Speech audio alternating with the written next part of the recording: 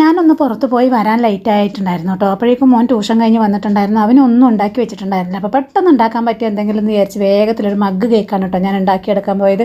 അപ്പോൾ ഒരു മഗ്ഗിനകത്തേക്ക് 2 table spoon പഞ്ചസാര, 2 ടേബിൾ സ്പൂൺ പാൽ, 1 ടീസ്പൂൺ എണ്ണയും കൂടെ ചേർത്ത് നന്നായി മിക്സ് ചെയ്തെടുത്തു. അതിലേക്ക് 2 ടേബിൾ സ്പൂൺ റാഗി പൗഡറും 2 ടേബിൾ സ്പൂൺ കൊക്കോ പൗഡറും 1/2 ടീസ്പൂൺ ബേക്കിംഗ് പൗഡറും 1 നുള്ളു ഉപ്പും കൂടെ ചേർത്തിട്ട് നന്നായിട്ട് മിക്സ് ചെയ്തെടുക്കുന്നുണ്ട്. 2 മഗ്ഗിൽ 2 മക്കൾക്ക് വേണ്ടിയിട്ടാണ് കേട്ടോ ഉണ്ടാക്കുന്നത്. അപ്പോൾ ഒരു മഗ്ഗിൻ്റെ അളവാണ് ഞാൻ പറഞ്ഞിരിക്കുന്നത്.